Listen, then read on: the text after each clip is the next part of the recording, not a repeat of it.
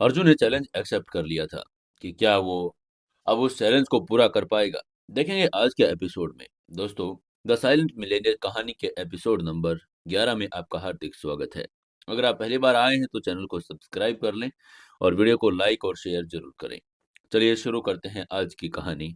Episode number 11। उस रात villa में ठीक से कोई नहीं सोया।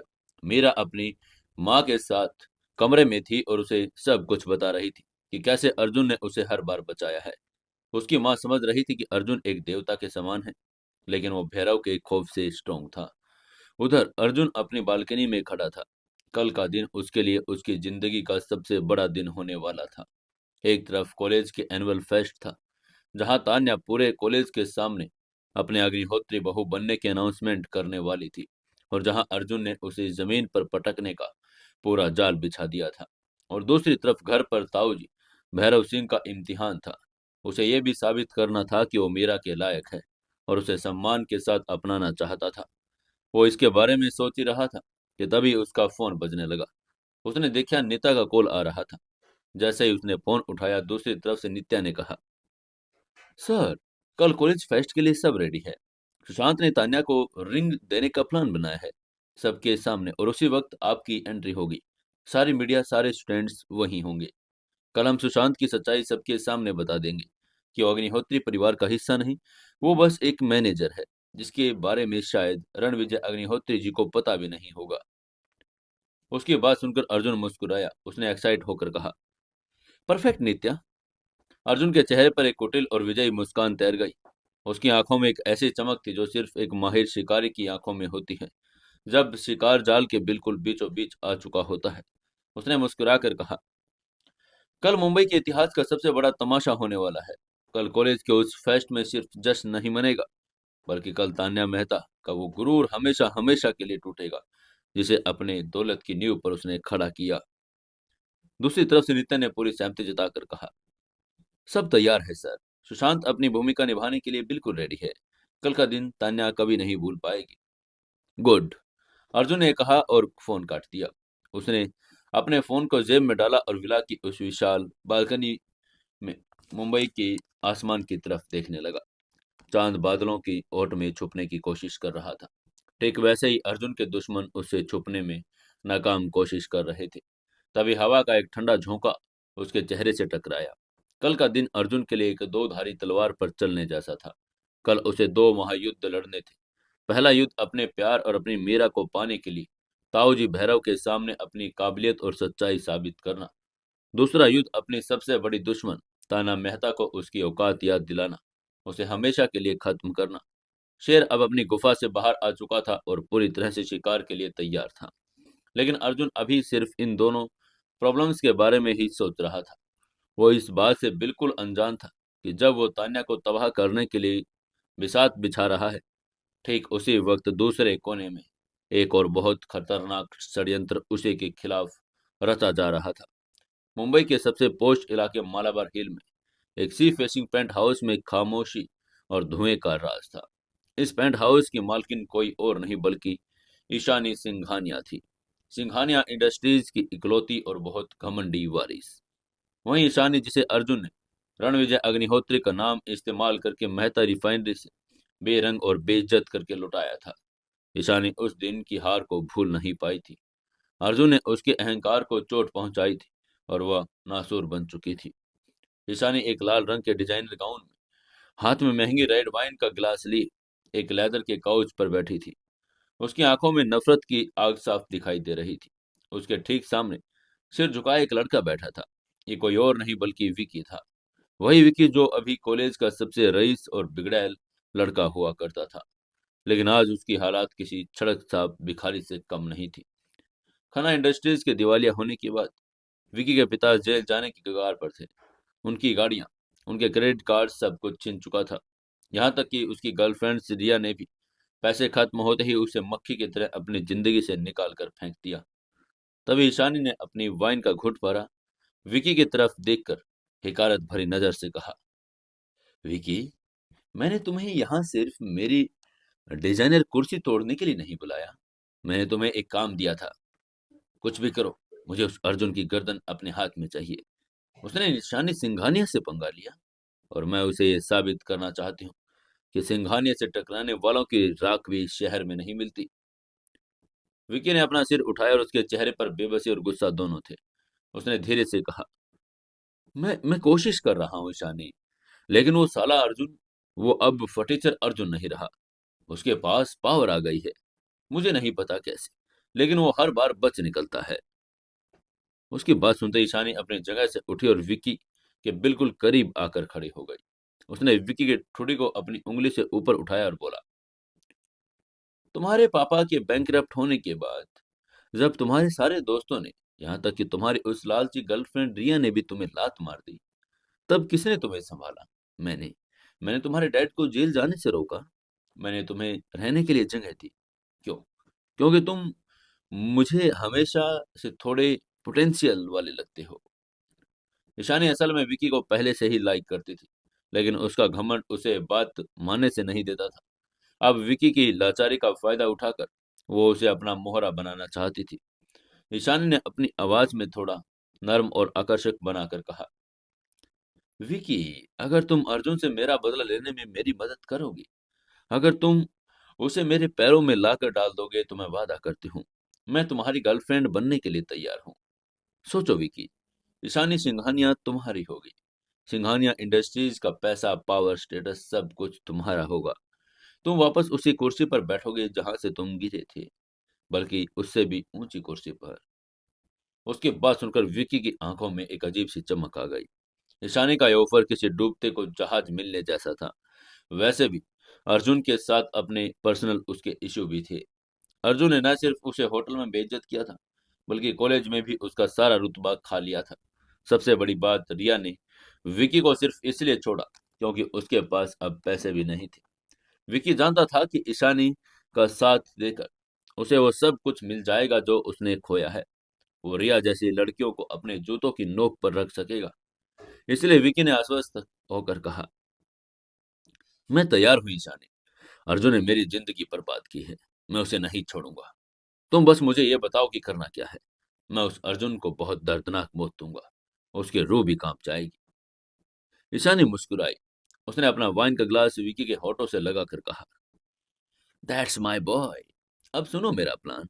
अंधेरे कमरे में दोनों मिलकर अर्जुन की बर्बादी का एक ऐसा षड्यंत्र रचने लगे जिसकी भनक मुंबई के राजा अर्जुन को भी नहीं थी। इधर इसी समय मुंबई यूनिवर्सिटी के गर्ल्स हॉस्टल में एक छोटे से और अस्त व्यस्त कमरे में रिया अपने बिस्तर पर बैठी नाखून चबा रही थी। उसका दिमाग एक ही दिशा में दौड़ रहा था, अर्जुन।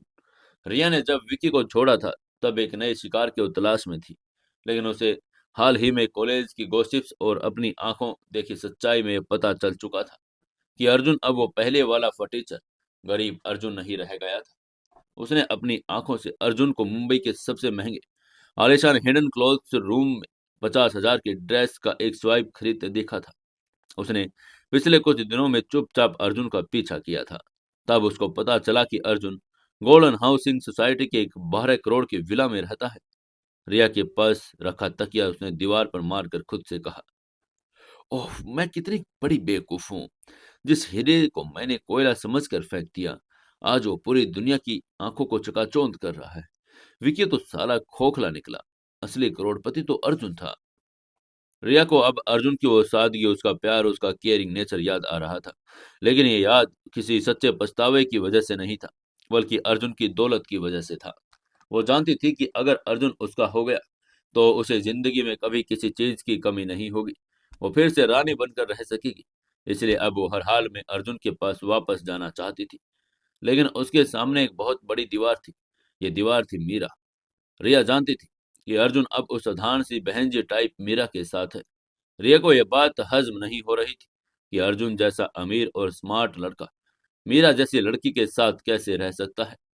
रिया ने आईने के सामने खड़े होकर अपने बालों को संवार कर खुद से कहा, मुझे कुछ भी करके अर्जुन के पास वापस जाना होगा। मुझे उस मीरा को अर्जुन की नजरों में गिराना होगा।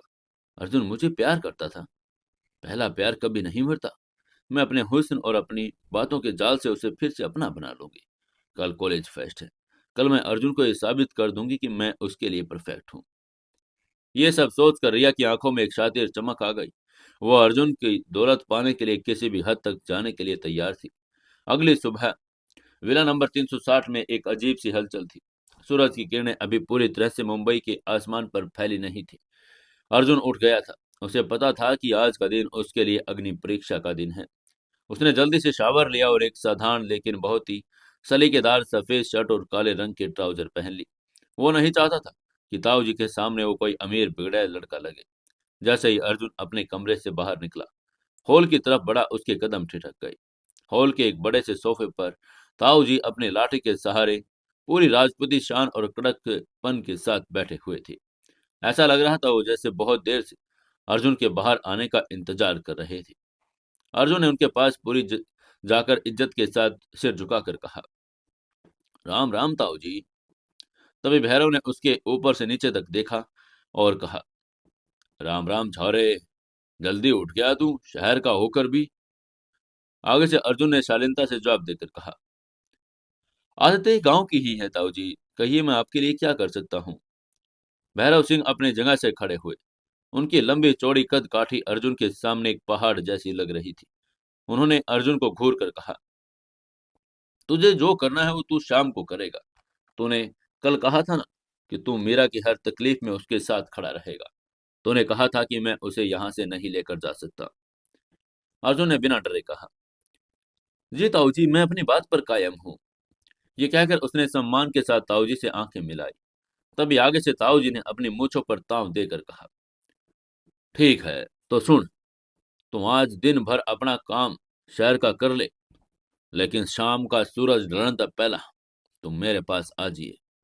शाम को मैं तेरा इम्तिहान लूंगा, और अगर तू इम्तिहान में खरा ना उतरा तो याद रखना, कल सुबह की ट्रेन से मीरा अपनी माँ के साथ राजस्थान वापस जा रही होगी।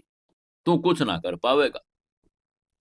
अर्जुन ने एक पल के लिए नहीं सोचा, कॉन्फिडेंस के साथ कहा, मुझे आपकी हर शर्त, हर इम्तिहान मंजूर है ताऊ जी। मैं शाम के लिए तैयार हूँ। उसकी बात सुनकर ताऊ जी ने गहरी सांस ली और मुड़कर वापस अपने कमरे की तरफ चले गए। कुछ देर बाद मीरा और उसकी माँ और ताई जी भी हाल में आ गए। आज उन सबको मुंबई घूमने जाना था।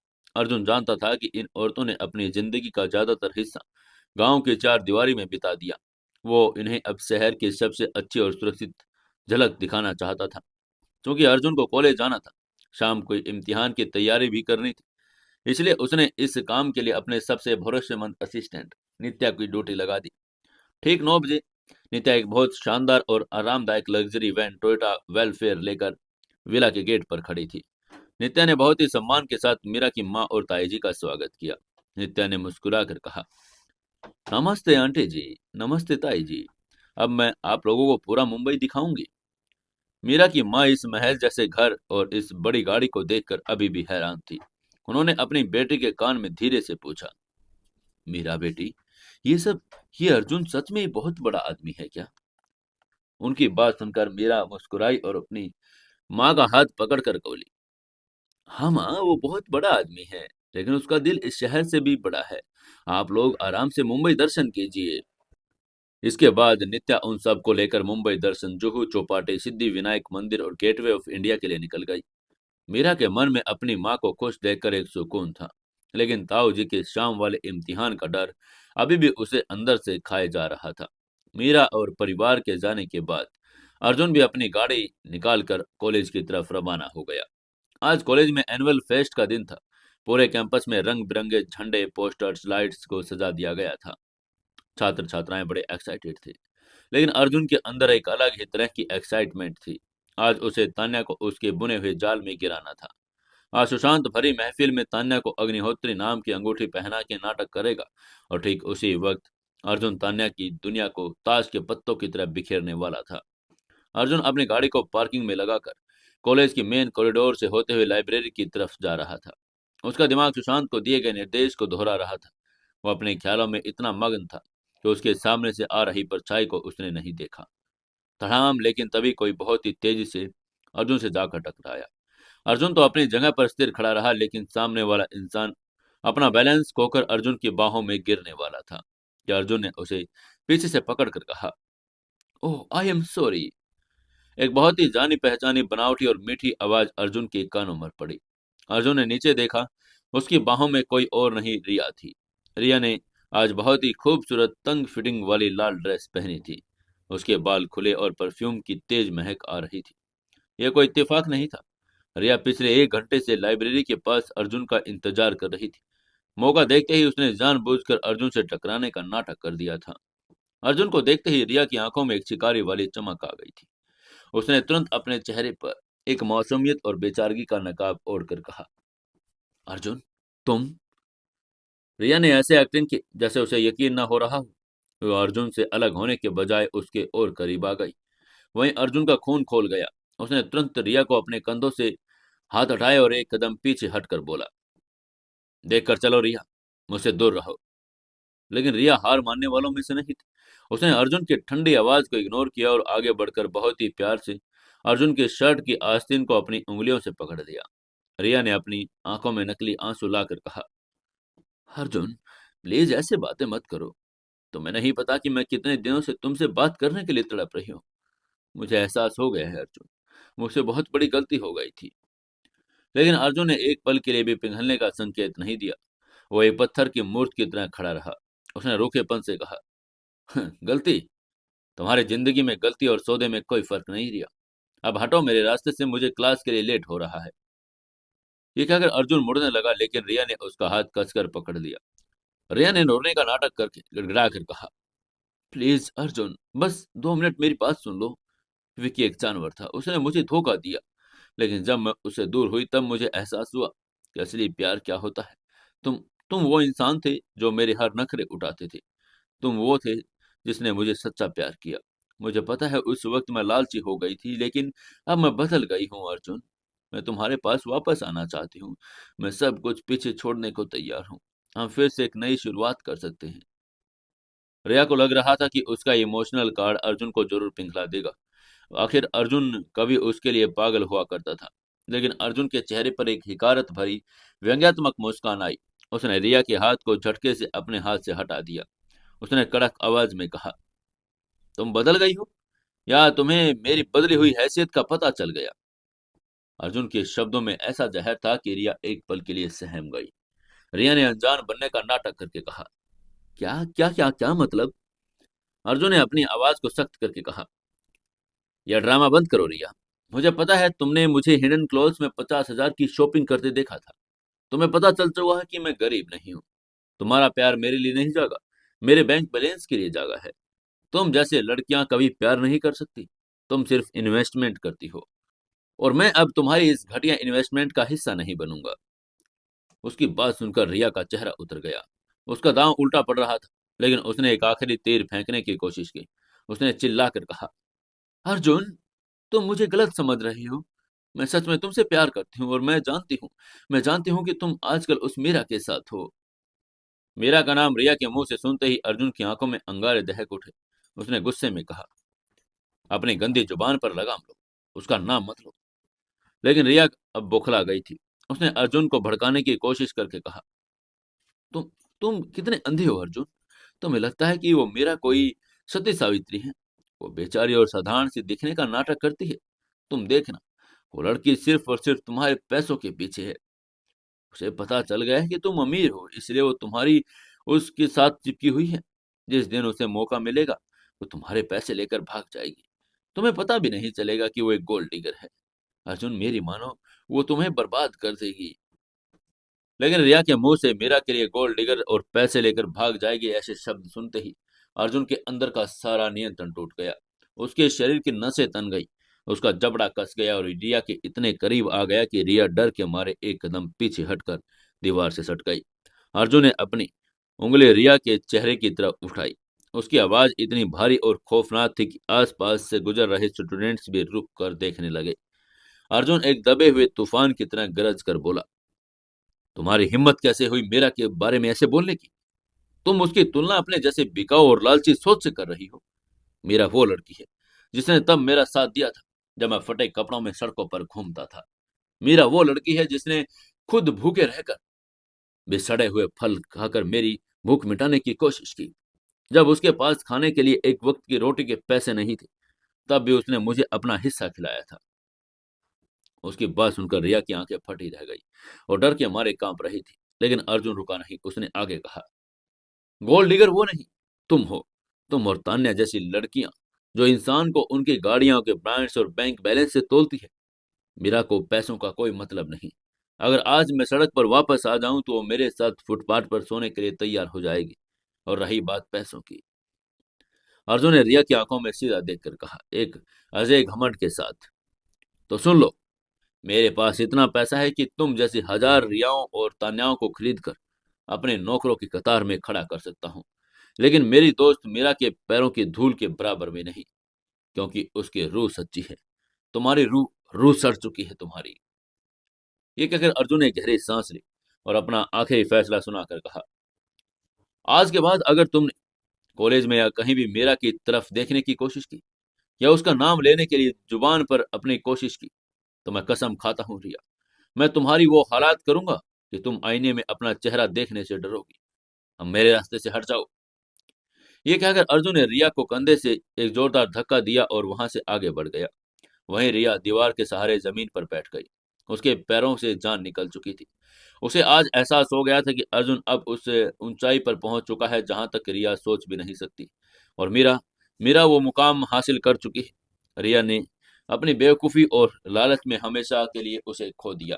दूसरी तरफ अर्जुन रिया को वहीं छोड़कर सीधे कॉलेज के मेन ऑडिटोरियम की तरफ बढ़ा। ऑडिटोरियम खचाखच भरा हुआ था। म्यूजिक बज रहा था, स्टेज पर लाइट्स चमक रही थी। एनुअल फेस्ट का जश्न अपने शबाब पर था। कॉलेज के अमीर और पॉपुलर स्टूडेंट्स आगे की लाइन में बैठे थे। तान्या अपने दोस्तों के साथ आगे की वीआईपी सीट पर बैठी थी। उसने आज एक बहुत ही कीमती डिजाइनर आउटफिट पहना था। वो बार बार कॉलेज के मेन गेट की तरफ देख रही थी। उसे सुशांत का इंतजार था। सुशांत ने उसे मैसेज किया था कि वो आज पूरे कॉलेज के सामने स्टेज पर जाकर उसे एक खास तोहफा देगा, उनके रिश्ते को ऑफिशियल करेगा। वहीं तान्या की सहेलियां उससे जल रही थी और उसकी खुशामद कर रही थी। उसके एक दोस्त ने कहा, ओ माय गॉड तान्या, आज तो तुम सच में क्वीन लग रही है। सुशांत अग्निहोत्री आ रहा है ना? तान्या ने घमंड के साथ झटके से कहा, हाँ वो बस पहुंचने ही वाला है। अग्निहोत्री आर ऑलवेज बिजी, लेकिन मेरे लिए वो टाइम निकाल ही लेता है। तभी ऑडिटोरियम के पीछे वाले दरवाजे से अर्जुन ने एंट्री ली। उसने किसी को अपनी मौजूदगी का एहसास नहीं होने दिया। सबसे पीछे वाली एक खाली कुर्सी पर जाकर बैठ गया। उसने अपना फोन निकाला और सुशांत को मैसेज किया, शो टाइम, स्टेज पर जाओ। कुछ ही मिनटों बाद ऑडिटोरियम के मेन दरवाजे से सुशांत ने अपनी शानदार ऑडी से एंट्री ली। दो बाउंसर्स आगे चल रहे थे। सुशांत को देखते ही पूरे ऑडिटोरियम में हूटिंग और तालियां बजने लगी। कॉलेज को सबको पता था कि सुशांत अग्निहोत्री एम्पायर का जनरल मैनेजर है। हालांकि तान्या को लगता था कि वो अग्निहोत्री परिवार का मेंबर है और ये अंदर की बात सिर्फ उसी को पता थी। तभी सुशांत मुस्कुराकर सीधा स्टेज की तरफ बढ़ गया। उसने माइक हाथ में लिया। तान्या खुशी से फूल कर कुप्पा हो रही थी। वो अपनी जगह पर खड़ी हो गई और ताकि सुशांत उसे देख सके। तभी सुशांत ने भारी और कॉन्फिडेंस आवाज स्पीकर्स में बोली, हेलो एवरीवन, आज इस खूबसूरत फेस्ट में मैं एक बहुत ही खास इंसान के लिए यहाँ आया हूँ। एक ऐसी लड़की जिसने पिछले कुछ दिनों में मुझे बहुत इम्प्रेस किया है। उसकी बात सुनते ही पूरे कॉलेज जूहू करके चिल्लाने लगा। वो सब जानते थे कि वो लड़की कौन है। वहीं तान्या के चेहरे पर एक विनिंग मुस्कान आ गई। उसने मुड़कर अपनी सहेलियों को देखा, जैसे कह रही हो, देखा मेरा चलवा। तभी सुशांत ने अपनी जेब से एक लाल रंग का रिंग बॉक्स निकाला। सुशांत ने स्टेज पर ही उसे पुकार कर कहा, तान्या मेहता, क्या तुम स्टेज पर आना पसंद करोगी? उसकी बात सुनकर तान्या के पैरों से जैसे पंख लग गए। वो इठलाती हुई पूरे कॉलेज में तालियों के बीच स्टेज पर चढ़ गई। वो जाकर सुशांत के सामने खड़ी हो गई। सुशांत ने वो डिब्बा खोला। उसमें एक बड़ी डायमंड की रिंग चमक रही थी। तान्या की आंखें लालच से फटी की फटी रह गई। सुशांत ने माइक पर बोलकर कहा, तान्या, क्या तुम्हें लगता है कि तुम अग्निहोत्री परिवार के लायक हो? क्या तुम्हें लगता है कि तुम्हारा मेहता परिवार हमारे बराबर खड़ा हो सकता है? आगे से तान्या ने माइक के पास अपना मुंह ले जाकर पूरे घमंड के साथ कहा, बिल्कुल सुशांत, मैं वो सब कर सकती हूँ जो अग्निहोत्री को चाहिए। मैं डिजर्व करती हूँ तुम्हें और तुम्हारी नाम को। उसकी बात सुनकर सुशांत मुस्कुराया, लेकिन ये प्यार वाली मुस्कान नहीं, ये एक ठंडी कैलकुलेटेड स्माइल थी। सुशांत ने डिब्बा बंद कर दिया और उसे वापस अपनी जेब में डालकर कहा, तुम सही कह रही हो तान्या, तुम बहुत कुछ डिजर्व करती हो, लेकिन अग्निहोत्री नाम नहीं। बल्कि तुम डिजर्व करती हो एक कड़वा सच। उसकी ये बात सुनते ही तान्या की मुस्कान गायब हो गई। उसने हैरान और परेशान होकर कहा, क्या क्या मतलब सुशांत? तुम ये डिब्बा वापस क्यों कर रहे हो? सुशांत ने माइक को थोड़ा और अपने करीब किया और एक ऐसी बात कही जिससे तान्या के पैरों तले की जमीन खिसक गई। सुशांत ने बहुत व्यंग्यात्मक लहजे में कहा, मतलब ये है तान्या मेहता कि मैं कोई अग्निहोत्री नहीं हूँ। मैं तो सिर्फ अग्निहोत्री एंटरप्राइजेज का मामूली सा कर्मचारी हूँ, एक मामूली सा एम्प्लॉय। और मैं यहाँ तुम्हारे लिए नहीं आया, मैं यहाँ अपने असली बॉस के ऑर्डर पर आया हूँ। उस इंसान के ऑर्डर पर जिसे तुम आज तक एक फटीचर और भिखारी समझते आई हो।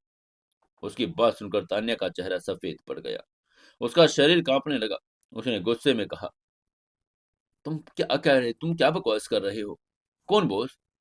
तान्या ने उसके मुंह से निकले ये शब्द ऑडिटोरियम में सन्नाटे की तरह गूंज गए। उसके चेहरे पर रंग था जो पूरी तरह उड़ चुका था, जैसे किसी ने उसके शरीर से सारा खून ही निचोड़ लिया हो। उसके होंठ कांपने लगे थे, पैरों तले की जमीन खिसकती जा रही थी। उसे अब यकीन नहीं हो रहा था कि जिस सुशांत को वो अपनी मुट्ठी में समझ रही थी, वो असल में किसी और के इशारों पर नाच रहा था। वही स्टेज पर खड़ा सुशांत तान्या की इस बेबसी को देखकर बिल्कुल भी विचलित नहीं हुआ। उसके विपरीत उसके चेहरे पर एक व्यंग्यात्मक और ठंडी मुस्कान और भी गहरी हो गई। उसने माइक को अपने होठों को थोड़ा और करीब किया और अपनी आवाज को इतना स्पष्ट और तीखा रखा कि उसकी गूंज तान्या के दिमाग की नसों में फाड़ दे। सुशांत के एक एक शब्द ने चबाकर कहा, तुम्हारी इतनी औकात कहाँ है तान्या मेहता कि तुम हमारे बॉस का नाम जान सको? तुम जैसी लड़कियां जो इंसानों को उनके बैंक बैलेंस और गाड़ियों के ब्रांड से तोलती है, वो उनके नाम के पहले अक्षर के सुनने लायक भी नहीं। उसकी बात सुनकर तान्या की आंखें फटी रह गई। इससे पहले कि वो कुछ बोलने के लिए मुंह खोलती, उससे पहले ही सुशांत ने बीच में काट दिया। सुशांत ने अपनी बात को आगे बढ़ाकर कहा, तुम बस इतना जान लो तान्या कि जिस मेहता रिफाइनरी के दम पर तुम और तुम्हारे पापा हवा में उड़ते हो, जिस पैसे के गुरूर पर तुम पूरे कॉलेज में क्वीन बनकर घूमती हो, वो सब अब खत्म हो चुका है। तुम्हारी वो रिफाइनरी, तुम्हारे डैड के बैंक अकाउंट्स, यहाँ तक कि वो आलिशान बंगला जिसमें तुम रहती हो, वो सब अब कानूनी तौर पर अग्निहोत्री ग्रुप के अंडर जा चुका है। हमने तुम्हारे पापा का पूरा एम्पायर निगल लिया है। उसकी आवाज में अब एक क्रूर सच्चाई थी।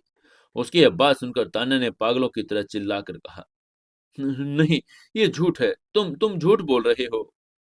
उसकी आवाज में खौफ था, लेकिन तभी सुशांत ने लापरवाही से कंधे उचकाकर कहा, सच और झूठ का फैसला तो तुम्हें घर जाकर पता चल जाएगा।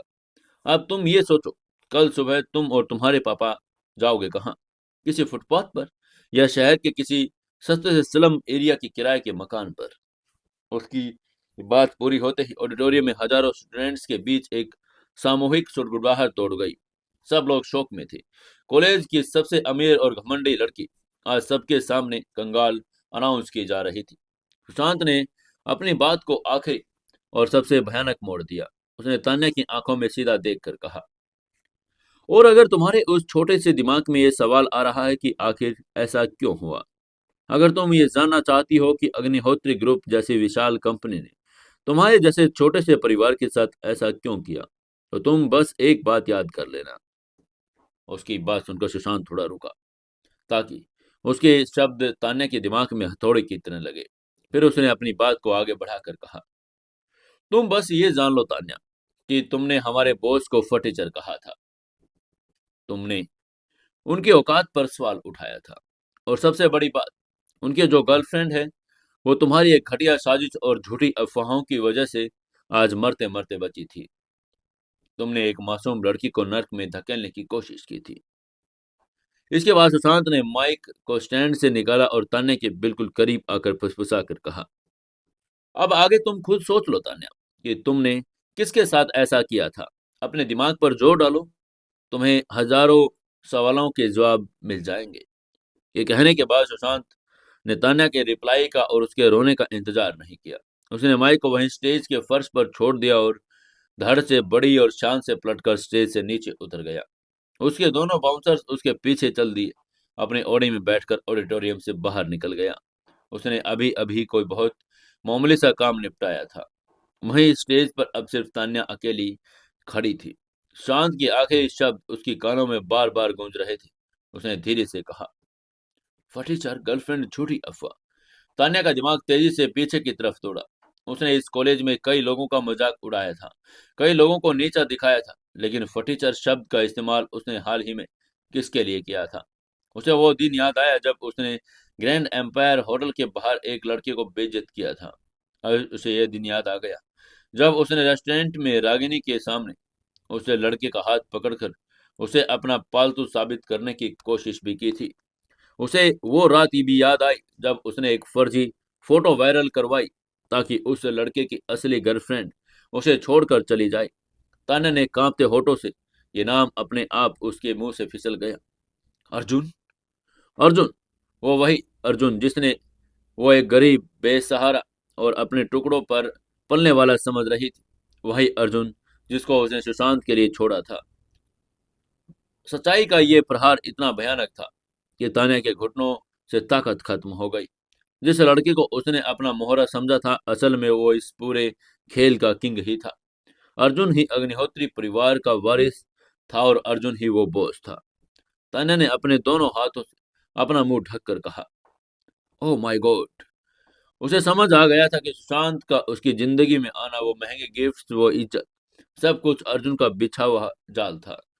अर्जुन ने उसे उस ऊंचाई तक उड़ाया ताकि वो गिरे तो उसके टुकड़े टुकड़े भी न मिले। तभी ऑडिटोरियम का सन्नाटा टूटा। किसी ने पीछे से एक जोरदार ठहाका लगाया, फिर एक और एक, फिर पूरा ऑडिटोरियम तान्या पर हंसने लगा। भीड़ में से किसी ने चिल्लाकर कहा, लुक एट हर। कल तक जो खुद को क्वीन समझती थी आज रोड पर आ गई है। एक और लड़के ने चिल्लाकर कहा, गोल्ड डिगर, पैसों के पीछे भाग रही थी, अब खुद कंगाल हो गई। एक और लड़के ने कहा, क्या बेइज्जत हुई है भाई, मजा आ गया। जिस लड़की को तान्या अपनी सहेलियां कहती थी, वो भी अब उसे दूर खिसक गई थी। मुंह पर हाथ रखकर हंस रही थी। हर तरफ से फप्तियां कसी जा रही थी। हजारों स्टूडेंट्स ने अपने मोबाइल निकाल लिए थे और तान्या की इस बेबसी का वीडियो भी बनाने लगे थे। कैमरे की फ्लैश उसकी आंखों को चुभाए दे रही थी।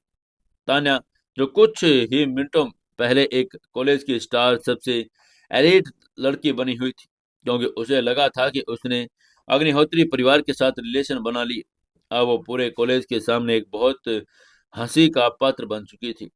उसका घमंड और उसका रुतबा, उसकी डिजाइनर ड्रेस, सब कुछ जिल्लत के सामने फीके पड़ गए थे। वो स्टेज पर ही घुटनों के बल गिर पड़ी और फूट फूट कर रोने लगी। उसी वक्त ऑडिटोरियम के सबसे पीछे अंधेरे कोने में, जहां किसी की नजर नहीं जा रही थी, अर्जुन अपनी सीट से उठा। उसने स्टेज पर गिरकर रोते हुई तान्या को देखा। उसकी आंखों में न खुशी थी और न ही कोई अफसोस। उसकी आंखों में सिर्फ एक शून्यता थी, एक ऐसे जज की शून्यता जिसने अभी अभी एक मुजरिम को उसकी सजा सुनाई हो। अर्जुन ने तान्या को शारीरिक चोट नहीं पहुंचाई, लेकिन उसने तान्या की उस आत्मा को मार दिया जो उसके पैसों में बसती थी। अर्जुन ने अपनी जैकेट के बटन बंद किए और एक गहरी सांस ली। बिना किसी आवाज के ऑडिटोरियम के पिछले दरवाजे से बाहर निकल गया। कॉलेज का ये चैप्टर हमेशा के लिए बंद हो गया। रागिनी अपने रास्ते से लग चुकी थी। तान्या अपने घमंड की राख में दफन हो चुकी थी। अब उसे इस कॉलेज, इन अफवाहों या इन झूठे लोगों से कोई मतलब नहीं था। बाहर निकलकर अर्जुन अपनी काली फोर्ड एंडेवर में अंदर बैठा। उसने गाड़ी का दरवाजा बंद किया और एक गहरी सांस ली। अब उसे सिर्फ अपने घर जाना था, जहां पर ताऊ जी के सामने खुद को साबित करना था। उसने चाबी घुमाकर इंजन स्टार्ट किया ही था कि तभी डैशबोर्ड पर रखा उसका फोन वाइब्रेट होने लगा। स्क्रीन पर नित्या का नाम फ्लैश हो रहा था। अर्जुन ने सोचा कि शायद नित्या तान्या के पिता की रिफाइनरी की टेक ओवर का कोई अपडेट के लिए कॉल कर रही है। उसके चेहरे पर एक हल्की मुस्कान के साथ उसने फोन उठाया। अर्जुन ने रिलैक्स लहजे में पूछा, हाँ नित्या, बोलो, काम हो गया? लेकिन दूसरी तरफ से जो आवाज आई, उसने अर्जुन के शरीर का खून जमा दिया। दूसरी तरफ से नित्या ने घबरा कर कहा, सर सर सर, बहुत बड़ी गड़बड़ हो गई। नित्या की आवाज बुरी तरह कांप रही थी। वो जोर जोर से हाँफ रही थी। बैकग्राउंड में समुद्र की लहरें, शोर के साथ किसी के कराहने की आवाजें। उनको सुनते ही अर्जुन ने चेहरे पर मुस्कान गायब हुई और उसकी रीढ़ की हड्डी में एक शिरहन दौड़ गई। उसने चिंतित होकर पूछा, क्या हुआ नित्या? तुम्हारी आवाज क्यों कांप रही है? तुम ठीक तो हो ना? दूसरी तरफ से नित्या ने रोकर कहा, सर सर, मीरा मैम और उनकी माँ को कुछ लोग जबरदस्ती उठा कर ले गए हैं। हम लोग बीच पर थे। अचानक 15-20 गुंडे आए और उन्होंने हमारे गार्ड्स को पूरी तरह पीट कर अधमरा कर दिया। मैं उन्हें रोक नहीं पाई सर, वो लोग उन्हें ले गए हैं। उसकी बात सुनते ही अर्जुन का दिल जैसे एक पल के लिए धड़कना भूल गया। उसका दिमाग सुन पड़ गया। जिस मीरा को उसने अभी अभी दुनिया के सबसे सुरक्षित खोल में रखने के लिए प्रॉमिस किया था, वो किडनैप हो चुकी थी। अर्जुन का गुस्सा एक ज्वालामुखी की तरह फट रहा था। उसने स्टीयरिंग व्हील पर जोर से मुक्का मारकर कहा, तुम कहाँ हो नित्या? मुझे अभी अपनी लोकेशन बताओ। नित्या ने सुबह कर जवाब देकर कहा, सर हम शिवाजी बीच पर हैं, कोस्टल वाले रोड एंड पर।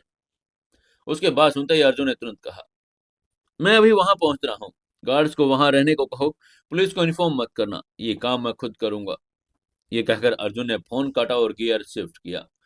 एंडेवर के टायरों की डामर के सड़क पर चीर कर निशान छोड़े और वो विशाल गाड़ी मुंबई के ट्रैफिक को चीर कर किसी बेकाबू रॉकेट की तरह शिवाजी बीच की तरफ दौड़ पड़ी। अर्जुन की आंखें लाल हो चुकी थी, उसकी नसें तन गई थी। उसने बार बार खुद को बुदबुदा कर कहा, मीरा, कुछ नहीं होगा तुम्हें, मैं आ रहा हूँ। मास्टर की ट्रेनिंग ने उसे शांत रहना सिखा दिया था, लेकिन यह बात मीरा की थी तो उसका संयम टूट जाता था। महज 15 मिनट में अर्जुन की गाड़ी शिवाजी बीच के उस सुनसान और रेतीले हिस्से पर आकर रुकी जहां आमतौर पर टूरिस्ट कम जाते थे। गाड़ी रुकते ही अर्जुन बाहर, सामने का नजारा देखकर उसका खून खोल गया। अग्निहोत्री सिक्योरिटी के 4 हट्टे कट्टे गार्ड्स जमीन पर लहूलुहान पड़े थे। किसी पर सिर फटा था तो किसी का हाथ टूटा था। नित्या वहीं रेत पर घुटनों के बल बैठी थी। अर्जुन ने देखा नित्या के माथे पर खरोच आई थी। उसने उसके कपड़े से सने और रेत से सने हुए थे और कुछ ही दूरी पर मीरा की ताई खड़ी रो रही थी। वो सच में बहुत ज्यादा डर गई थी। अर्जुन दौड़कर नित्या के पास पहुंचा और उसने चिंतित स्वर में कहा, नित्या। नित्या ने अर्जुन को देखा और वो रो पड़ी। उसने गिड़गिड़ा कर कहा, I am sorry sir, I am sorry, मैं उन्हें नहीं बचा पाई। वो बहुत सारे लोग थे, उनके हाथों में लोहे की रोड और हॉकी स्टिक्स थे। उन्होंने अचानक हम पर पीछे से हमला कर दिया। गार्ड से उन्हें रोकने की कोशिश की, लेकिन वो 20 लोग थे सर। तभी अर्जुन ने नित्या के कंधों को पकड़कर खड़ा करके कहा, शांत हो जाओ नित्या, मुझे यह बताओ कि लोग किस गाड़ी में थे और किस तरफ गए हैं। आगे से नित्या ने बीच के किनारे एक कच्ची सड़क की तरफ इशारा करके कहा, सर एक सफेद पुरानी सी टवेरा थी और एक बिना नंबर की प्लेट की महिंद्रा स्कॉर्पियो। वो लोग मेरा मैम और उनकी माँ को घसीटकर स्कॉर्पियो में डाल रहे थे। मैम बहुत चीख रही थी। वो लोग उस तरफ गए हैं जिस तरफ इशारा कर रही थी, और रास्ता आगे जाकर पुराने मछुआरों की बस्ती और खंडर हो चुके गोदामों की तरफ जाता था। अर्जुन ने उस दिशा में देखा। उसने अपनी आंखें बंद की और एक गहरी सांस ली। शांत मन, तेज नजर, मास्टर के शब्द उसके दिमाग में गूंज गए। उसने अपनी भावनाओं को एक किनारे किया और एक डिटेक्टिव और शिकारी के मोड़ में आ गया। वो तेजी से चलकर उस जगह पर गया जहां हाथापाई हुई थी। रेत पर संघर्ष के साफ निशान थे। अर्जुन नीचे झुका, उसे ध्यान से टायरों के निशान देखे। रेत गीली थी, इसलिए स्कॉर्पियो के भारी और चौड़े टायरों के डिजाइन बिल्कुल साफ छपे थे। टायरों के निशान उस कच्ची सड़क की तरफ गहरे होते जा रहे थे। तभी अर्जुन की नजर रेत में दबी एक छोटी सी चीज पर पड़ी। उसने उसे उठाया। वो कांच का एक लाल चूड़ी का टूटा हुआ टुकड़ा था। अर्जुन का दिल दर्द से भर गया। ये वही लाल चूड़ी थी जो उसने मीरा को एक बार मेले में खरीद कर दी थी, जिसे मीरा हमेशा पहनती थी। अर्जुन ने चूड़ी के टुकड़े को अपनी मुट्ठी में कस कर कहा, उन्हें बहुत दूर नहीं लेकर जा पाएंगे। उसने तुरंत अपने फोन का जीपीएस ऑन किया और उस इलाके का सैटेलाइट मैप खोला। कच्ची सड़क सिर्फ एक ही जगह पर जाकर खत्म होती थी, old coastal Goa down area. ये वो इलाका था जिसे बीएमसी ने सालों पहले ही खाली करवा दिया था। अब वहां पर सिर्फ पुराने जहाजों का कबाड़ और खंडर बचे थे। मुंबई के लोकल गुंडे का ये सबसे पसंदीदा अड्डा था। अर्जुन ने मुड़कर ऑर्डर देकर कहा, नित्या, तुम गार्ड्स को हॉस्पिटल और ताई जी को सही सलामत विला वापस ले जाने का इंतजाम करो। मैं मीरा और उसकी माँ को ढूंढने के लिए जा रहा हूँ। उसकी बात सुनते ही नित्या ने घबरा कर कहा, सर मैं जगदीश काका और बैकअप टीम को कॉल करती हूँ, आप अकेले मत जाइए, वो 20 लोग हैं। तभी अर्जुन ने खौफनाक शांति से कहा, मुझे बैकअप की जरूरत नहीं है। जब तक बैकअप आएगा तब तक बहुत देर हो जाएगी। और रही बात 20 लोगों की, आज उन्हें पता चलेगा कि मौत जब अकेले आती है तो वो कैसी दिखती है। यह कहकर अर्जुन अपनी एंडेवर की तरफ दौड़ा और गाड़ी को उस कच्ची सड़क की तरफ मोड़ दिया। धूल उड़ती हुई एंडेवर उस उबड़ खाबड़ रास्ते पर दौड़ पड़ी। करीब 3 किलोमीटर अंदर जाने के बाद सड़न, मरे हुए केकड़े और जंग लगे हुए लोहे की बदबू हवा में फैल गई। अर्जुन ने अपनी गाड़ी को एक बड़े से पुराने जहाज के कंटेनर के पीछे छुपाकर खड़ा कर दिया, ताकि किसी को उसके आने की भनक न लगे। वो दबे हुए पांव से बाहर निकला। सामने एक बहुत बड़ा टीन की छत वाला पुराना गोदाम था। उसे बाहर दो गुंडे हाथों में हॉकी स्टिक लिए पहरा दे रहे थे। अंदर से आदमियों के जोर जोर से हंसने और मीरा की मां के रोने की आवाजें भी आ रही थी। अर्जुन साई की तरह एक गुंडे के पीछे पहुंचा। इससे पहले कि वो गुंडा कुछ समझ पाता, अर्जुन ने अपना हाथ उसके मुंह पर रखा और दूसरे हाथ से उसकी गर्दन एक खास प्रेशर पॉइंट पर प्रहार किया। गुंडा बिना कोई आवाज एक कटी हुई पतंग की तरह वहां से ढेर हो गया। दूसरे गुंडे ने जब तक मुड़कर देखा और अर्जुन हवा में उड़ गया था। उसकी एक फ्लाइंग किक सीधा उस गुंडे के जबड़े पर लगी। कड़क जबड़ा टूटने की आवाज आई और वो भी बेहोश होकर गिर पड़ा। अर्जुन ने गोदाम के बड़े लोहे के दरवाजे को हल्का सा खिसकाया और अंदर झांका। अंदर का नजारा देखकर अर्जुन की आंखों में सचमुच खून उतर आया था। गोदाम के बीचों बीच एक पुरानी लकड़ी की कुर्सी पर मीरा की मां को रस्सियों से बांधा गया था। वो डर के मारे कांप रही थी और रो रही थी। और उनके सामने जमीन पर मीरा पड़ी थी। उसने बाल बिखर गए थे, सूट फटा हुआ था। एक हट्टा कट्टा गुंडा उसके बाल पकड़कर उसे जबरदस्ती उठाने की कोशिश कर रहा था। मीरा चीख रही थी। उसने गिड़गिड़ा कर कहा, छोड़ दो मुझे, छोड़ दो मुझे, मेरी माँ को छोड़ दो। लेकिन आगे से उस गुंडों के लीडर ने कहा, अरे चुप कर छोरी, तेरा तो मतलब हमसे जो काम मिला है वो तो हम कर कर मानेंगे। शांति से बैठ जा, वरना इस बुढ़िया का गला यही रेत में मार दूंगा। वो कुल मिलाकर 18 गुंडे मौजूद थे। कुछ शराब पी रहे थे, कुछ ताश खेल रहे थे, कुछ के हाथों में लोहे के सरिये थे और अर्जुन अब और इंतजार नहीं कर सकता था। उसने दरवाजे को पूरी ताकत से लात मारी। धड़ाम। लोहे का भारी दरवाजा इतनी जोर से खुला कि उसकी आवाज किसी बम के फटने की जैसी गूंजी। गोदाम में अचानक सन्नाटा छा गया।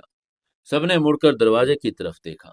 वहां सूरज की ढलती हुई रोशनी के बीच अर्जुन खड़ा था। उसका चेहरा किसी शैतान से कम नहीं लग रहा था। मीरा ने जैसे ही अर्जुन को देखा, उसकी आंखों में आंसू का सैलाब आ गया। उसने जोर से चिल्लाकर कहा, अर्जुन। उसकी चीख में एक बेबसी थी और एक उम्मीद भी थी। तभी लीडर ने अपनी हॉकी स्टिक उठाकर कहा, कौन है बे तू? यहाँ मौत मुफ्त में बंट रही है क्या जो चला है? आगे से अर्जुन ने सीधे सीधे चलकर गोदाम के अंदर आया। उसने चिल्लाकर कहा, मुफ्त में तो नहीं, तुम्हारी मौत की कीमत तुम्हारी एक हड्डी टूटकर चुकाई जाएगी। और अर्जुन ने आवाज में एक ऐसी गूंज भर दी, उन गुंडों के दिलों में खौफ पैदा कर दिया। तभी लीडर ने चिल्लाकर आदेश देकर कहा, मारो इस साले को। तुरंत 5 गुंडे हाथ में लोहे की चैन और डंडे लेकर अर्जुन की तरफ दौड़े। अर्जुन अपनी जगह पर बिल्कुल शांत खड़ा रहा। मास्टर की ट्रेनिंग का यह पहला रूल था, दुश्मन के वार का इंतजार करो, उसकी ही ताकत से उसकी कमजोरी बनाओ। पहला गुंडा जैसे ही अर्जुन के करीब पहुंचा, उसने डंडा हवा में उठाया और अर्जुन के बिजली की फुर्ती से नीचे झुककर डंडे के वार को चकमा दे दिया। अपना पंच सीधा उस गुंडे की पसलियों पर चढ़ दिया। क्रैक। पसलियों के टूटने की आवाज पूरे गोदाम में गूंजी। वो गुंडा खून की उल्टी करके 10 फुट दूर जा गिरा। ये देखकर बाकी गुंडे एक पल के लिए ठिठक गए, लेकिन फिर एक साथ अर्जुन पर टूट पड़े। अब शुरू हुआ अर्जुन का वो रौद्र रूप, जो आज से पहले किसी ने नहीं देखा था। वो इसलिए नहीं लड़ रहा था कि वो एक मशीन की तरह उन्हें काट रहा था। एक गुंडे ने पीछे से अर्जुन की गर्दन पर वार करने की कोशिश की। अर्जुन ने बिना पीछे देखकर अपनी कोहनी पूरी ताकत से उस गुंडे के चेहरे पर मारी और उसकी नाक की हड्डी टूटकर अंदर घुस गई। तीसरे गुंडे ने लोहे की चैन से पैरों को फंसाने की कोशिश की। अर्जुन ने एक शानदार बैक फ्लिप मारी और नीचे उतरते ही अपने दोनों पैरों से उस गुंडे की छाती पर ऐसा प्रहार किया कि वो हवा में उछलकर सीधा लोहे की एक पुराने कंटेनर से जा टकराया और बेहोश हो गया। ये सब देखकर लीडर ने घबरा कर कहा, अरे ये इंसान है या भूत? एक साथ हमला करो सब। उसका ऑर्डर पाते ही सब 10 गुंडे एक साथ अर्जुन पर झपट पड़े। मीरा डर के मारे अपनी आंखें बंद कर रही थी। उसने घबरा कर कहा, अर्जुन पीछे देखो। लेकिन अर्जुन के लिए सब कुछ स्लो मोशन में हो रहा था। उसे हर गुंडे के मूवमेंट्स पहले से पता चल रहे थे। उसके पास पहले एक लोहे के भारी सरिया और उसने पैर से उछालकर अपने हाथ में पकड़ लिया। अब वो निहत्था नहीं था। खचाक चटाक सरिये की मार इतनी तेज थी, स्ट्रीक थी, जिस पर भी वो पड़ता उसकी हड्डी वहीं चूर चूर हो जाती। अर्जुन ने एक गुंडे को घुटने पर सरिया मारा, वो चीखता हुआ गिरा। दूसरे के कंधे पर मारा, उसका हाथ लटक गया। तीसरे ने चाकू से अर्जुन के पेट पर वार करना चाहा, लेकिन अर्जुन ने उसके हाथ की कलाई को इतनी जोर से मरोड़ा कि चाकू उसी के पैर में जा घुसा। खून के छींटे गोदाम की दीवारों और जमीन पर फैलने लगे। गुंडों की चीखें, हड्डियां टूटने की आवाज और अर्जुन की खामोशी, ये सब मिलकर एक डरावना माहौल बना रहे थे। जो 18 लोग कुछ देर पहले हंस रहे थे, अब वो अपनी जान की भीख मांगते हुए इधर उधर रेंगने लगे थे। महज 5 मिनट और 5 मिनट के बाद अंदर वो 15-16 गुंडे जमीन पर किसी कटे हुए पतंग की तरह बिखर गए थे, और किसी के पैर टूट गए तो किसी के हाथ और किसी का जबड़ा। अब सिर्फ उनका लीडर बचा था, जिसने मीरा के बाल पकड़े हुए थे। लीडर कांप रहा था, उसके हाथ से हॉकी स्टिक छूट कर नीचे गिर गई। उसने अपनी जेब से एक चाकू निकाला और मीरा की गर्दन पर रख दिया। उसने अर्जुन को धमकाने की कोशिश करके कहा, पीछे हट जा, पीछे हट जा, वरना मैं इस छोरी का गला काट दूंगा। लीडर की आवाज में अब वो पहले वाली अकड़ नहीं, मौत का खौफ था। उसकी बात सुनकर अर्जुन अपनी जगह पर रुक गया। उसने कपड़ों पर दूसरों का खून लगा हुआ था। उसकी सांसें तेज चल रही थी, लेकिन उसकी आंखें लीडर पर फिक्स थी। अर्जुन ने अपनी लोहे की रोड जमीन पर गिराकर कहा, तूने अगर उसे एक भी खरोच पहुंचाई तो मैं प्रॉमिस करता हूं, मैं तेरा दिल तेरे सीने से जिंदा बाहर निकालूंगा। उसकी बात सुनकर लीडर कांप रहा था। उसका हाथ अस्थिर था और उसने कांप कर कहा, मुझे जाने दे, मैं इसे छोड़ दूंगा। तभी अर्जुन ने ठंडे स्वर में कहा, छोड़ दे। उसकी बात सुनते ही लीडर ने मीरा को छोड़ दिया, और जैसे ही लीडर ने मीरा को छोड़कर भागने की कोशिश करने में कदम बढ़ाया, अर्जुन ने जमीन पर पड़ी एक छोटी सी लोहे की कील को अपने पैर की ठोकर से हवा में उछाला और उसे हाथ में पकड़कर पलक झपकते ही एक तीर की तरह लीडर की तरफ फेंक दिया। वो कील सीधे लीडर के उस हाथ की कलाई के आर पार हो गई जिसमें उसने चाकू पकड़ा था। ओह! लीडर चीख कर अपने घुटनों के बल जमीन पर गिर पड़ा। अर्जुन चलकर उसके पास गया। उसने लीडर के बालों में मुट्ठी से पकड़ा और उसे घसीटकर गोदाम के बीच में ले आया। उसी वक्त अर्जुन ने मुड़कर मीरा की तरफ देखा। मीरा दौड़ती हुई आई और अर्जुन के सीने से लगकर फूट फूट कर रोने लगी। उसने रोकर कहा, अर्जुन, अर्जुन, मुझे लगा कि मैं तुम्हें कभी नहीं देख पाऊंगी। मीरा हिचकियां ले रही थी। आगे से अर्जुन ने उसे अपनी बाहों में कसकर छुपा लिया। उसने मीरा के सिर पर हाथ फेर कर कहा, मैं आ गया हूं मीरा, अब तुम्हें कोई नहीं छू सकता, कोई भी नहीं। इसके बाद अर्जुन ने मीरा को माँ को भी रस्सियों से आजाद किया। वो बेचारी दहशत में थी। उन्होंने अपनी कांपती आवाज में कहा, बेटा, तुमने हमें बचा लिया। ये लोग कौन थे, हमें कहाँ लेकर जाना चाहते थे? तभी अर्जुन ने मीरा को उसकी माँ के पास बिठाया और खुद उस लीडर की तरफ मुड़ा, जो दर्द से करहा रहा था। अर्जुन ने अपना भारी बूट लीडर की टूटी हुई कलाई पर रख दिया। तभी लीडर दर्द के मारे चिल्लाया, ओह! माफ कर दे भाई, मुझे छोड़ दे। अर्जुन ने अपनी एड़ी को थोड़ा सा और दबाकर पूछा, किसके कहने पर तूने यह सब किया? तुम्हारी इतनी औकात नहीं कि तुम अग्निहोत्री के गार्ड्स पर हाथ उठा सको। तुम्हें सुपारी किसने दी है, बोलो। लीडर दर्द से पागल हो रहा था। उसने कांप कर कहा, मैं नहीं जानता भाई, मैं सच कह रहा हूँ। लेकिन अर्जुन को यह जवाब पसंद नहीं आया। उसने अपना बूट हटाया और लीडर की दूसरी बांह को पकड़कर उसे मरोड़ना शुरू करके कहा, मैं 3 तक गिनूंगा, इसके बाद तेरा हाथ हमेशा के लिए तेरे शरीर से अलग हो जाएगा। 1। लीडर ने गिड़गिड़ा कर कहा, नहीं भाई। लेकिन तभी अर्जुन ने गिनती आगे बढ़ाकर कहा, 2। आगे से लीडर रोने लगा। उसने गिड़गिड़ा कर कहा, रुको भाई, रुको, मैं बताता हूँ, मैं सब बताता हूँ। हमें हमें एक राजस्थानी आदमी ने सुपारी दी थी, एक पगड़ी वाला आदमी। उसकी बात सुनते ही अर्जुन और मीरा दोनों के शरीर में एक झटका सा लगा। अर्जुन ने चिल्ला कर कहा, क्या बकवास कर रहा है तू? अर्जुन ने उसे कॉलर से उठाकर हवा में लटका कर पूछा, साफ साफ बोल। आगे से लीडर ने हाँफ कर कहा, सच कह रहा हूँ भाई।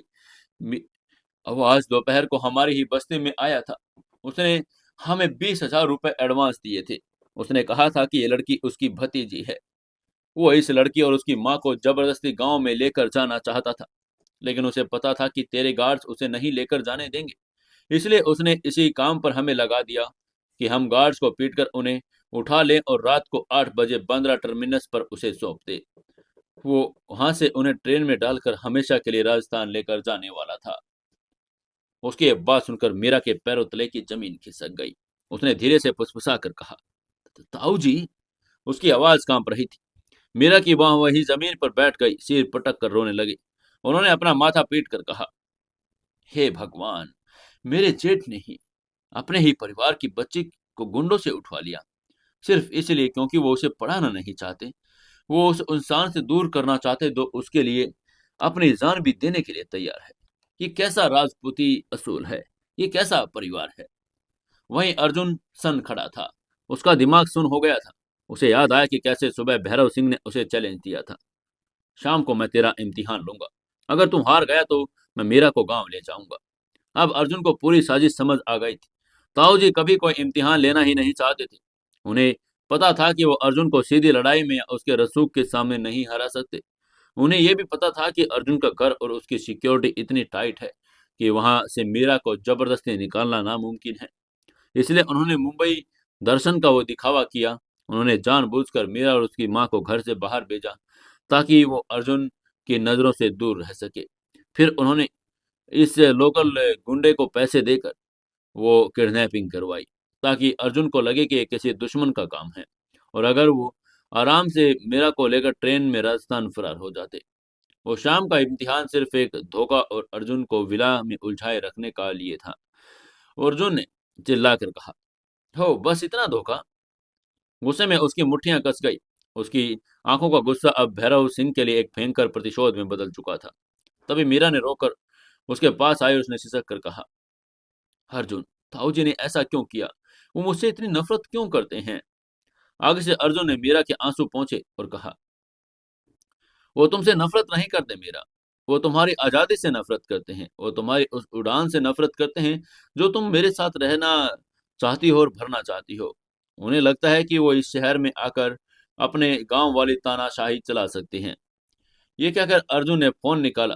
उसने जगदीश को कॉल किया और जैसे ही जगदीश ने फोन उठाया, अर्जुन ने कहा, जगदीश जी लोकेशन भेज रहा हूँ, यहाँ आकर इन सारे कचरे को साफ करवा दीजिए। अर्जुन की आवाज में एक ऐसा बर्फीला तूफान था, फोन के उस पार भी महसूस हो रहा था। दूसरी तरफ जगदीश ने घबरा कर कहा, और आप सर, मीरा मैम और उनकी माँ ठीक हैं? इधर से अर्जुन ने जवाब देकर कहा, मीरा और माँ बिल्कुल सुरक्षित हैं, मैं उन्हें लेकर विला वापस आ रहा हूँ। जगदीश जी, ताऊ जी को घर से बाहर मत निकलने देना, मेन गेट लॉक कर दीजिए, मेरा इंतजार कीजिए। दूसरी तरफ से जगदीश ने सहमति जताकर कहा, जी सर। फिर उसने इरा की तरफ देखकर कहा, चलो मीरा। चलिए माँ जी, आज रात एक आखिरी इम्तिहान बाकी है, और ये इम्तिहान मैं नहीं, ताऊ जी देंगे। ये कहकर उसने उन दोनों को सहारा दिया और उनको गाड़ी की तरफ लेकर जाने लगा। इसके बाद अर्जुन मीरा और उसकी माँ को लेकर गोल्डन हाउसिंग सोसाइटी की तरफ चल पड़ा। रात के 8 बज चुके थे। गोल्डन हाउसिंग सोसाइटी का विला नंबर 360 बाहर से बिल्कुल शांत लग रहा था, लेकिन अंदर एक भयंकर सन्नाटा पसरा हुआ था। मीरा के ताऊ जी भैरव सिंह हॉल में बेचैनी से टहल रहे थे। उनकी पत्नी ताई जी सोफे पर चुपचाप बैठी थी। भैरव सिंह बार बार अपनी जेब से घड़ी निकाल कर देख रहे थे। उनके प्लान के मुताबिक अब तक उन गुंडों का फोन आ जाना चाहिए था। उन्होंने मीरा और भंवरी को बांद्रा स्टेशन पहुंचा दिया होगा, लेकिन कोई फोन नहीं आया। ऊपर से जगदीश ने विला के मेन गेट को ताला जड़ दिया, 10 गार्ड्स को वहां पर खड़ा कर दिया। तभी भैरव सिंह ने जगदीश पर चिल्ला कर कहा, ये क्या बदतमीजी है? तुमने हमें कैद क्यों कर लिया? दरवाजा खोलो, हमें बाहर जाना है। लेकिन आगे से जगदीश ने सिर्फ इतना कहा, माफ कीजिएगा हुकुम, छोटे मालिक का ऑर्डर है कि उनके आने तक कोई बाहर नहीं जाएगा। तब विला का बाहर एंडेवर के रुकने की आवाज आई। दरवाजा खुला और सबसे पहले मीरा की माँ यशोदा अंदर दाखिल हुई। फिर मीरा और अंत में खून से सने अर्जुन ने कदम अंदर रखे तो हवा में जैसे बर्फीली ठंडक छा गई। अर्जुन के सफेद कपड़ों पर उन गुंडों के ताजा खून का लगा हुआ था और उसकी आंखों में एक ऐसी दहशत थी जिसे देखकर पत्थर दिल भी पिघल जाए। वो या घायल, लेकिन वो खतरनाक शेर की तरह लग रहा था। सामने सोफे के पास भैरव सिंह अपनी लाठी के सहारे खड़े थे। अर्जुन की उस खौफनाक और भेदने वाली नजर को देखकर एक पल के लिए भैरव सिंह के माथे पर पसीने की बूंदें छलक आई। एक पल के लिए उनका गुरूर भी उस नौजवान के रौद्र रूप के सामने बोना लगने लगा था। अर्जुन भारी और सदे हुए कदमों से चलकर ताऊ जी के सामने आकर खड़ा हो गया। उसकी मुट्ठियां इतनी जोर से कसी हुई थी कि पोरों का रंग भी सफेद पड़ गया था। अर्जुन ने चिल्लाकर कहा, क्यों क्यों किया आपने ऐसा ताऊ जी? मैंने आपको इज्जत दी, आपको अपना मेहमान माना, और आपने आपने मेरी मीरा और रशोदा माँ को सड़कों के गुंडों के हवाले कर दिया, सिर्फ अपने उस झूठे अहंकार के लिए, सिर्फ इसलिए ताकि आप उन्हें जबरदस्ती राजस्थान लेकर जा सकें।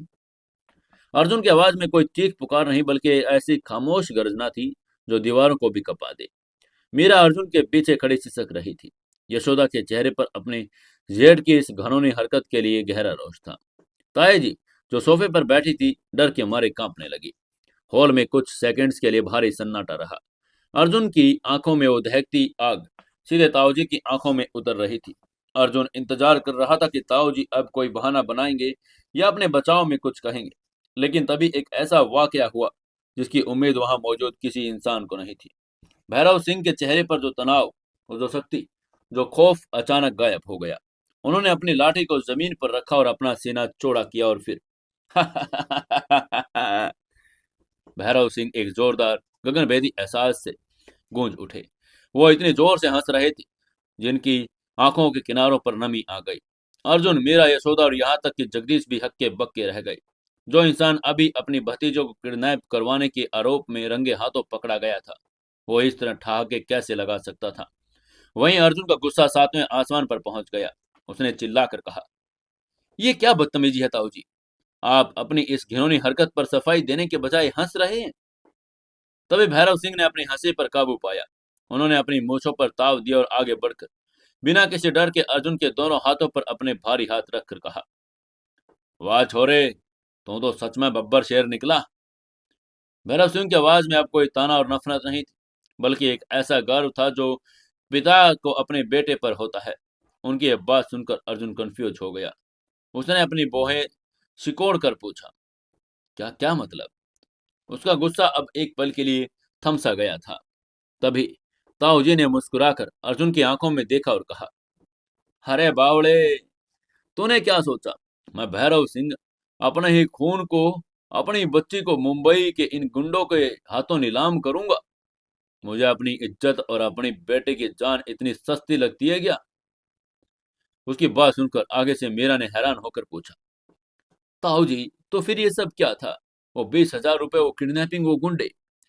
तभी आगे से भैरव सिंह ने अर्जुन के कंधे थपथपाए और एक गहरी सांस लेकर आगे कहा,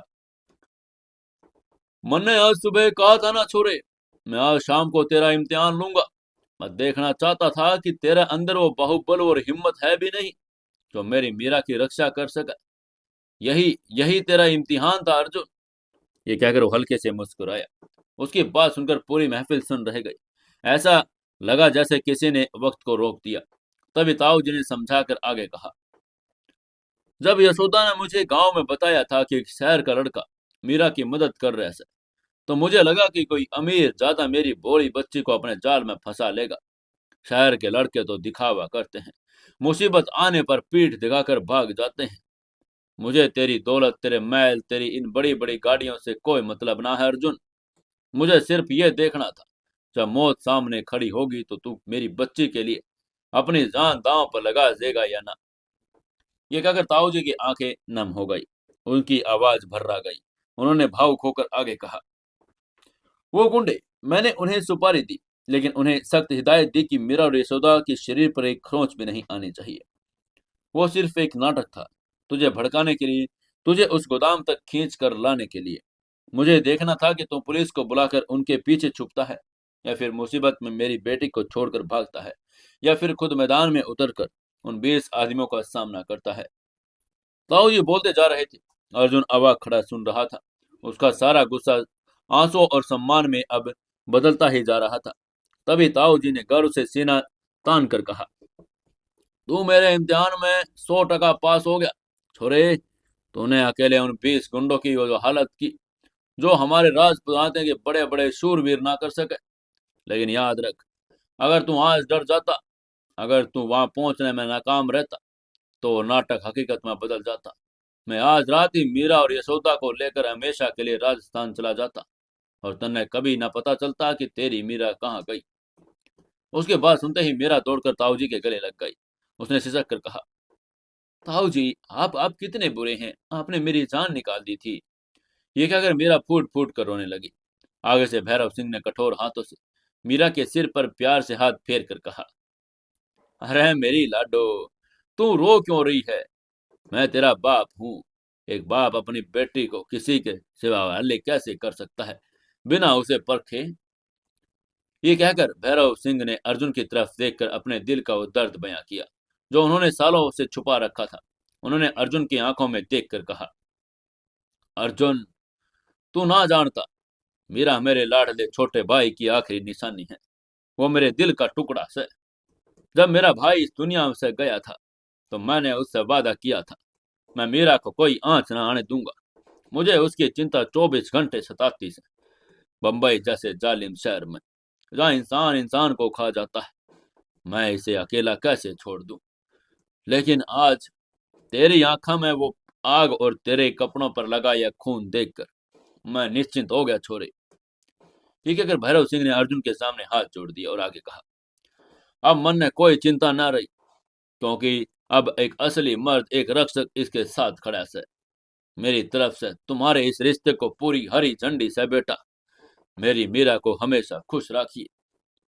उसकी बात सुनकर अर्जुन ने तुरंत आगे बढ़कर ताऊ जी के हाथ पकड़ लिए और उनके पैर छूकर कहा, ये आप क्या कह रहे हैं ताऊ जी? आप बड़े हो और मैं आपको वचन देता हूँ, जब तक मेरे शरीर में खून का आखिरी बूंद बाकी है, मीरा को आंखों में कभी भी आंसू नहीं आएगा। उसकी बात सुनकर एक उसने दृढ़ निश्चय दिखाया।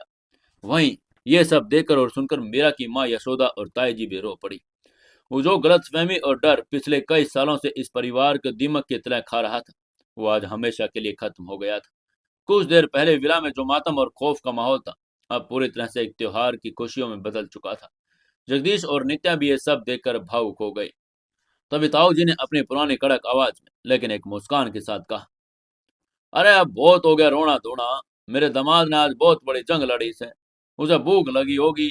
हमें भी शहर में उबड़ा हुआ खाना नहीं खाना। भंवरी, यशोदा, चलो रसोई में जाओ और आज हमारे अर्जुन के लिए राजस्थानी खाना बनाओ। यशोदा माँ और ताई जी खुशी खुशी रसोई की तरफ चली गई। विला के नौकर भी उनकी मदद करने लगे। अर्जुन ने जल्दी से जाकर एक गर्म शावर लिया और अपने खून से सने कपड़े उतार फेंके।